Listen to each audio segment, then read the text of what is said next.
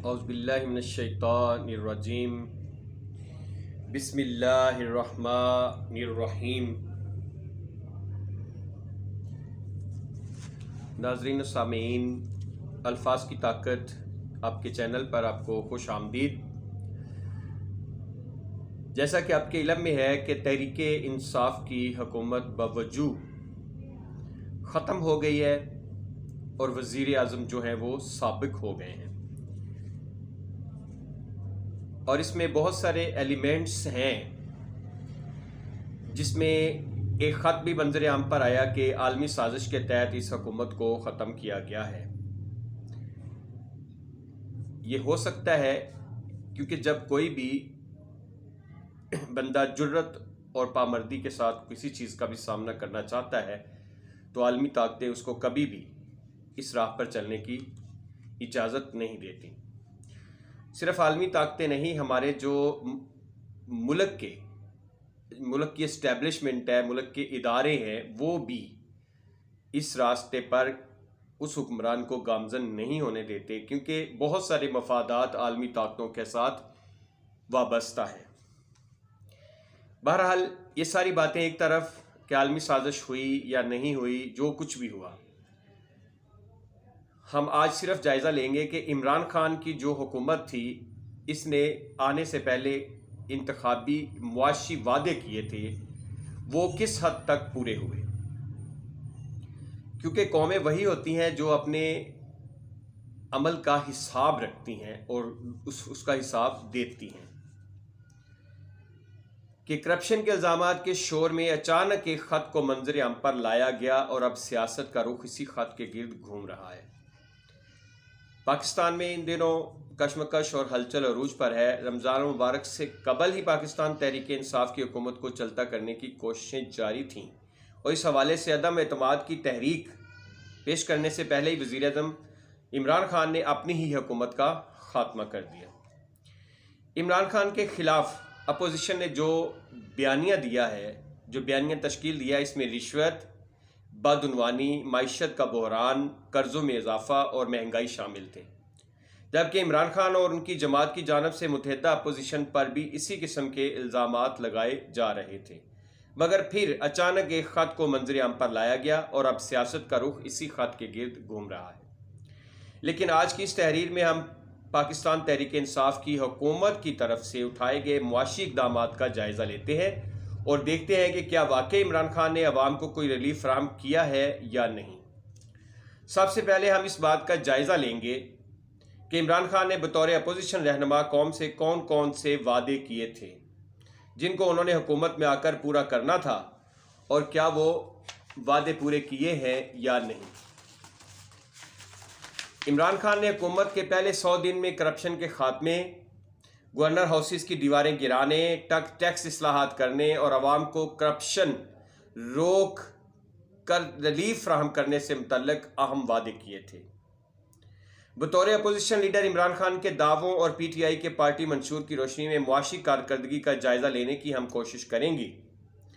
इमरान खान ने साल 2013 के इंतखाबात के लिए एक मुआशी पॉलिसी और 2018 के इंतखाबात के लिए मुकम्मल मंशूर जारी किया था। रुपये की कदर में गिरावट, महंगाई और छोटे कारोबार।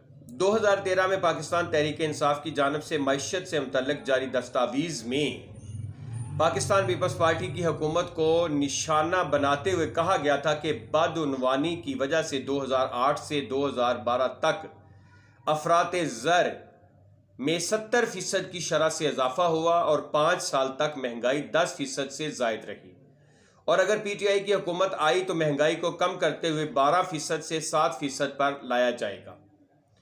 इमरान खान बतौर अपोजिशन लीडर इस बात पर तनकीद करते नजर आते थे कि जब रुपये की कदर गिरती है और महंगाई होती है तो समझ लो कि वजीर आज़म चोर है।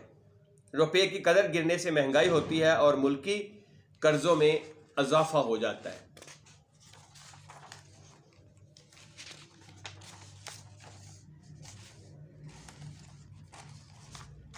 और अफरात-ए-ज़र 14.3% और देही इलाकों में 14.6% रिकॉर्ड किया गया, जबकि हुकूमत ने अफरात-ए-ज़र का हदफ 8% तय किया है।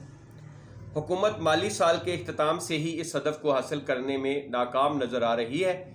इसीलिए स्टेट बैंक ने अपना CPI हदफ 9% से बढ़ाकर 11% कर दिया है। पाकिस्तान के मुकाबले में अगर खित्ते का जायज़ा लिया जाए तो भारत में यह हदफ 6%, बांग्लादेश में 5.86% और श्रीलंका में 15.10% है।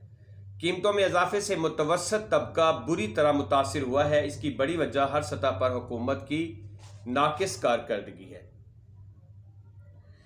मुल्क में गुज़िश्ता 2 साल के दौरान औसत अफराते ज़र 13% रही। महंगाई को कंट्रोल करना और कीमतों में तवाज़न कायम करना माइशत के लिए कितना ज़रूरी है, इस बात का अंदाज़ा स्टेट बैंक का हालिया तरमीमी बिल पढ़कर लगाया जा सकता है। इसमें स्टेट बैंक जैसे एक बड़े इदारे का बुनियादी काम ही कीमतों को कंट्रोल करना बताया गया है, मगर इसी स्टेट बैंक की मुतज़ाद पॉलिसियों की वजह से मुल्क में महंगाई हर रोज़ बढ़ती ही जा रही है। स्टेट बैंक ने पाकिस्तानी रुपए की कदर डॉलर के मुकाबला में कम की, जिससे महंगाई का सैलाब आया।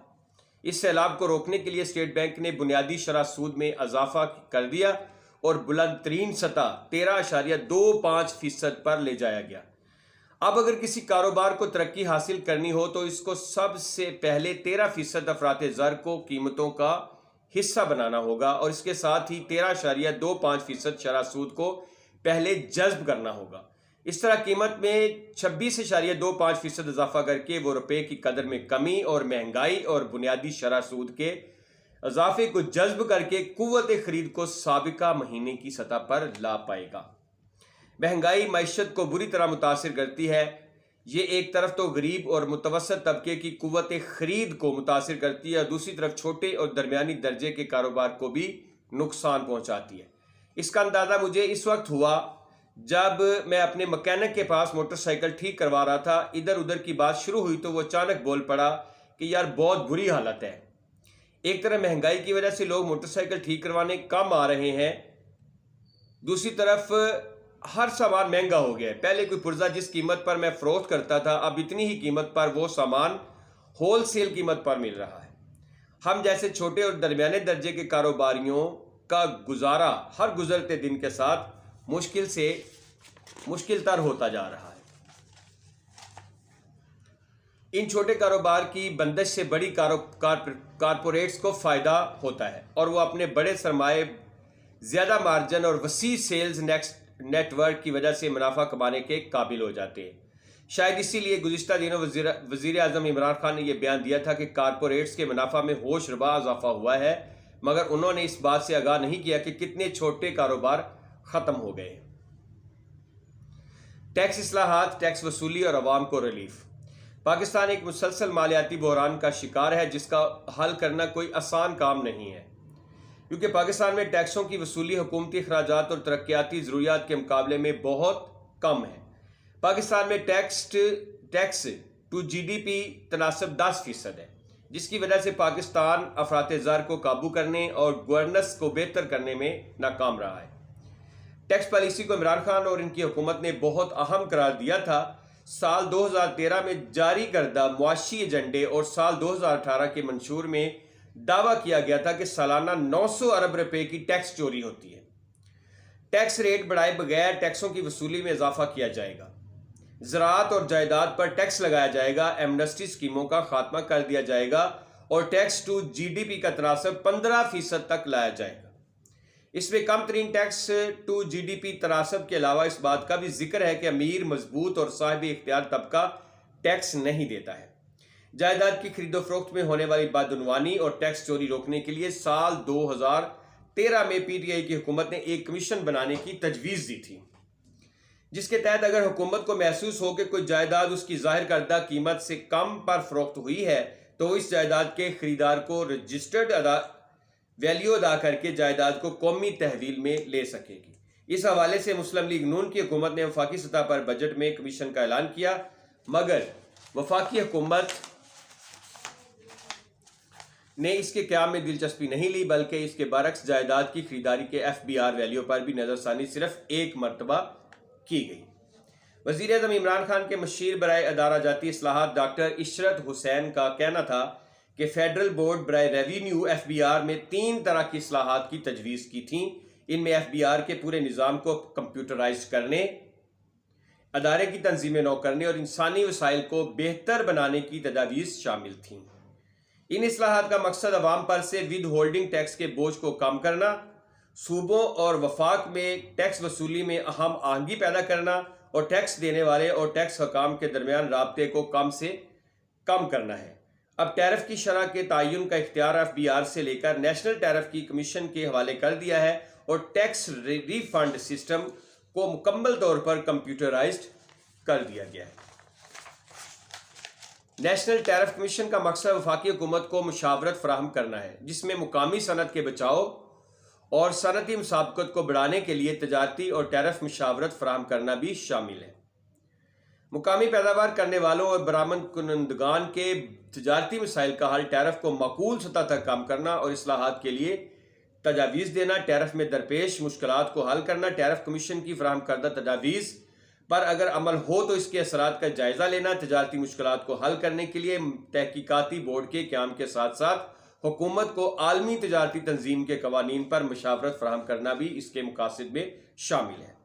गुज़िश्ता दिनों पाकिस्तान पेट्रोकेमिकल सिम्पोजियम में नेशनल टैरिफ कमीशन के चेयरमैन रुबीना अतहर को सुनने का मौका मिला, जिसमें उन्होंने बताया कि नेशनल टैरिफ पॉलिसी में पॉलिसी साजी और अमल दरामद को अलग अलग किया गया है। नेशनल टैरिफ पॉलिसी का मजमूई मकसद सनती तरक्की को फ़रोग देना, मुलाजमत के मौके फराहम करना, सार्फिन के मफादात का तहफ़्फ़ुज़ और बरामदात को आलमी सतह पर मुसाबकती बनाना, custom duty, additional custom duty और सेल्स टैक्स को कम करना है। पैदावारी शोबे पर टैक्स 7.5% से कम करके 5.5% कर दिया है।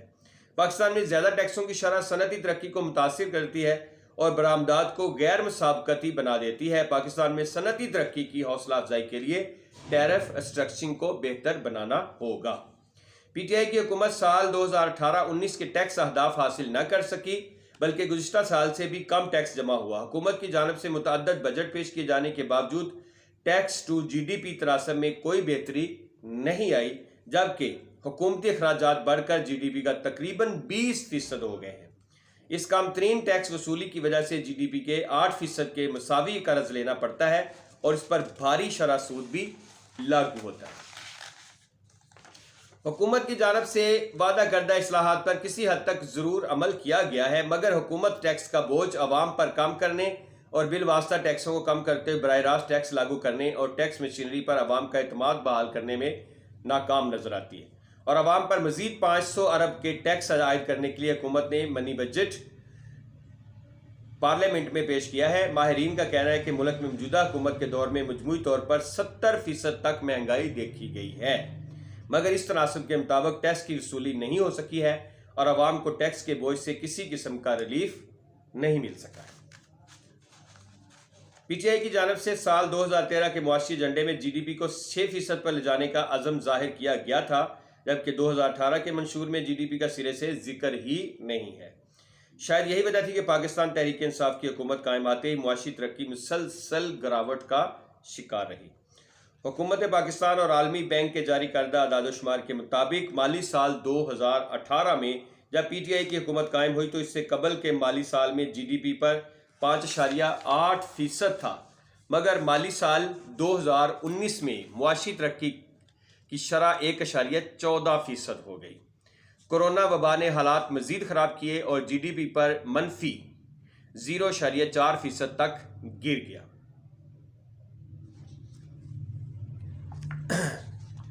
इसके बाद गुज़िश्ता साल वफाकी वज़ीर ख़ज़ाना ने हैरान कुन ऐलान किया कि GDP की शरह 5.3% हो गई है। आलमी बैंक का कहना है कि माली साल 2020 में मनफी शरह नमू की वजह से तरक्की की शरह कम थी और इसी कम तरीन बेस की वजह से 2021 में शरह नमू ज़्यादा दिखाई दी। अगर PTI की हुकूमत के गुज़िश्ता 3 माली साल के मुआशी तरक्की का औसत लिया जाए तो पता चलता है कि माशियत ने तकरीबन 2% की शरह से तरक्की की है, जबकि आबादी में 3% की शरह से इजाफा हो रहा है। आबादी में इजाफे और GDP पर तनासब मनफी 1% रहा है। बहरहाल पहले हिस्से में आज हम इतनी बात करेंगे, उसके बाद अगले हिस्से को हम कल के लिए लेंगे ताकि सही तरीके से जायज़ा लिया जा सके कि तहरीक इंसाफ की हुकूमत में मुआशी तरक्की के जो वादे किए गए थे उनको कहाँ तक पूरा किया गया है।